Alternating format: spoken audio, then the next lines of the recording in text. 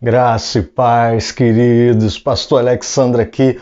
Estou aqui para trazer mais um capítulo da série Gênesis. E hoje Eita! Que negócio é esse? Que crianças são essas? Ih, gente, nasceram os netos de Noé.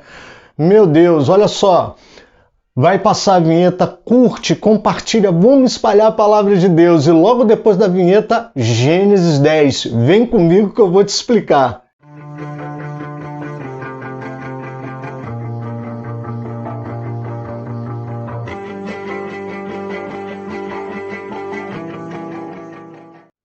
Graças e paz, queridos. Pastor Alexandre aqui de volta. Estou aqui para trazer mais um episódio da série Gênesis. E hoje a gente vai entender o capítulo 10. E o capítulo 10, de novo, é outra genealogia, querido, mas muito rica. Se você não acompanha a gente, a série Gênesis é uma série de estudos intensivos que Deus colocou no meu coração, onde cada semana eu explico um capítulo do livro de Gênesis. O livro de Gênesis é tremendo. Ele se chama O Princípio justamente porque ele traz todo o início, onde Deus começa a criar tudo, onde Deus cria as coisas, inclusive nós como criatura. E nós podemos entender, quando nós lemos o livro de Gênesis, a gente consegue entender aonde começou toda a história humana, toda a trajetória humana. Podemos entender nossas origens, podemos entender aquilo que Deus tem para as nossas vidas, qual o plano que Deus tem para as nossas vidas, além do plano da salvação, que é o mais importante, mas é um livro que fala do nosso dia a dia.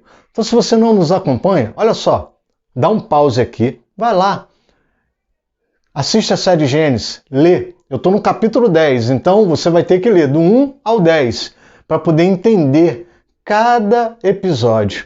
E eu te espero logo depois do teu pause. O capítulo 10, amados, ele é uma continuação do capítulo 9. Na verdade, Moisés, que é o escritor, o autor do livro de Gênesis, ele dá continuidade, só que agora ele vai falar da genealogia dos netos de Noé. Começa a nascer criança para tudo que é lado, até porque Noé tem 3 filhos, Cã, Sem e Jafé. Amém, querido? A gente viu isso na série passada, no episódio passado. Cã, Sem e Jafé. E no episódio passado eu explico que Cã foi amaldiçoado por Noé, porque ele, além de ver a nudez do pai, que estava lá bebendo, tomando um pilequezinho dentro da sua tenda, ele escarneceu, ele debochou do pai. Depois que o pai fica sabendo o que aconteceu, o pai abençoa Sem e Jafé e coloca Cã para ser servo dos dois. Ou seja, que Cã teria que ser inferior aos dois, que não teria o mesmo nível de bênção. E aí quando você começa a ler, né, a genealogia no capítulo 10, eu quero que você leia, a gente encontra uma coisa que parece ser uma contradição, porque na verdade o escritor sagrado ele vai dar uma ênfase maior à genealogia de Cã. Ele vai falar, inclusive, que Cã tem um neto ilustre, né? Uma pessoa muito importante. E eu vou ler para você. Gênesis 10, verso... Eu vou ler do 7, né? Os filhos de Cuxi, Cuxi é filho de Cã, tá, amado? No 6 diz assim, olha. Os filhos de Cã foram Cuxi, Mizraim, Put e Canaã. Sim, Cã, tá? Um dos filhos dele se chamou Canaã.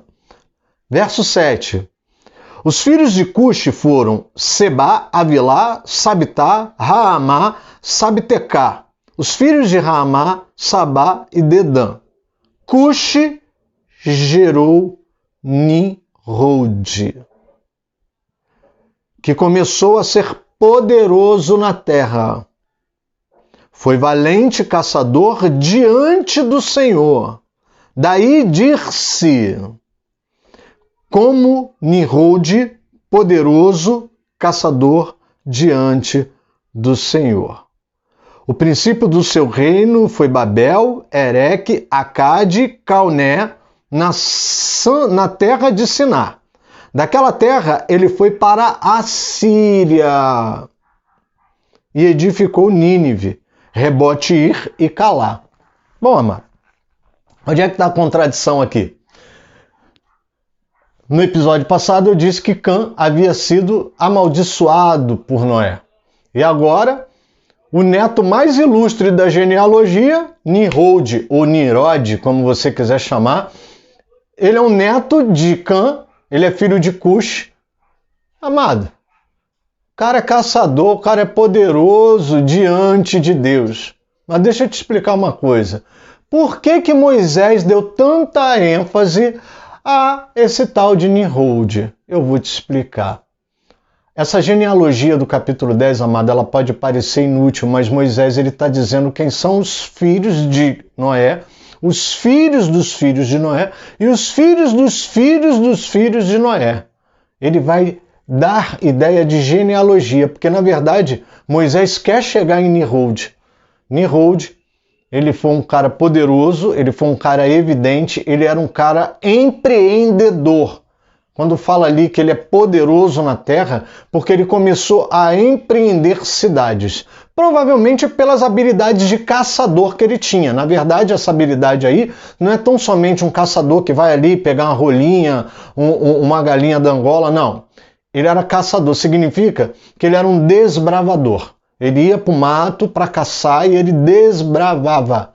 Então, amado, presta atenção, ele é um fundador de cidades. Nimrod começa a fundar cidades e diz que ele é um poderoso caçador, guerreiro. Guerreiro significa que é um homem de guerra diante do Senhor.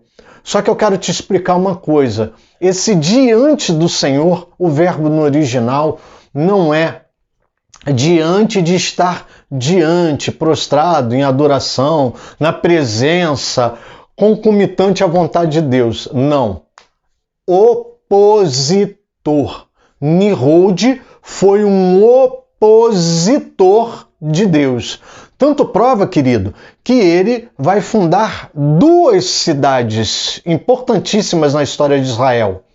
Babel, que você vai saber no próximo episódio o que era Babel, e ele vai para a Síria e funda Nínive. Amado, esse cara ele é fundador de cidades e ele funda duas cidades que vão ficar marcadas na história de Israel. Talvez você esteja aí pensando, pastor, eu sei, Babel, a Torre de Babel. Eu não vou entrar no detalhe da Torre de Babel agora não, amado. No próximo episódio eu vou falar da Torre de Babel. Agora presta atenção, Babel vai se tornar no futuro Babilônia. A Babilônia é essa mesmo, do livro de Isaías, Jeremias principalmente. Você quer entender a história de Babilônia? Nabucodonosor, que leva, o povo cativo, Judá cativo. Israel, o reino do norte já tinha acabado. Israel agora era considerada a menina dos olhos do Senhor. Então, amado, Babel é Babilônia no futuro, aquela mesmo de Nabucodonosor. Nimrod, ele vai fundar Babel e Nimrod também vai fundar Nínive, que é um dos inimigos declarados de Israel. A gente vai ver o episódio em que Jonas, o profeta, é enviado para Nínive para pregar inclusive condenação, juízo de Deus, devido à maldade daqueles homens. Em Nínive habitavam homens maldosos, homens cruéis. Mas a palavra que eu quero deixar de Deus aqui para você nesse episódio é sobre Nimrod. Sabe, querido, você pode até achar que há uma contradição bíblica aí. Como é que pode, se Cã, que viu a nudez do pai, debochou do pai, foi amaldiçoado, como é que agora ele tem um neto evidente, imponente, poderoso? Não, querido. Talvez essa é a ideia que fique na Escritura, mas não foi para isso que Moisés colocou ali, não. Moisés estava querendo descrever o início de toda a idolatria. A idolatria na história de Israel, ela se inicia através de Nimrod. Nimrod, ele abre as portas para a idolatria.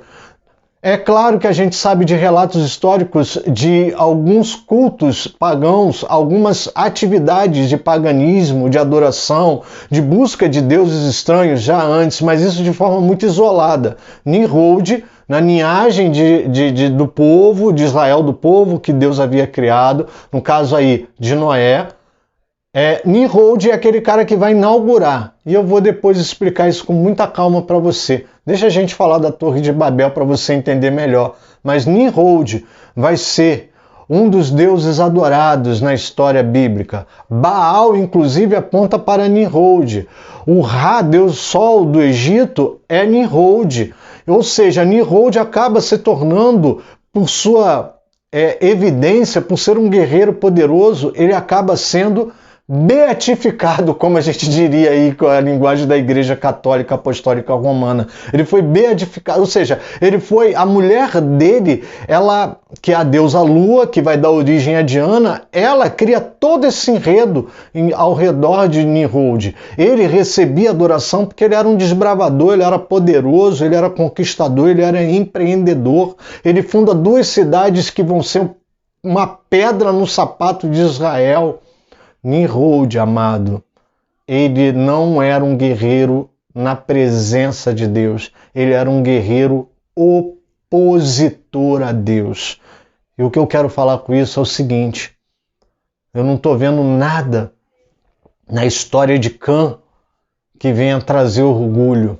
A única coisa que Cã produziu foi alguém que se opunha a Deus, que se opôs à obra de Deus, que inseriu na história de Israel a idolatria. Então veja, amado, não cobrir a vida do teu irmão, debochar da vida do teu irmão, escarnecer a vida do teu irmão pode sim gerar maldições nas nossas vidas.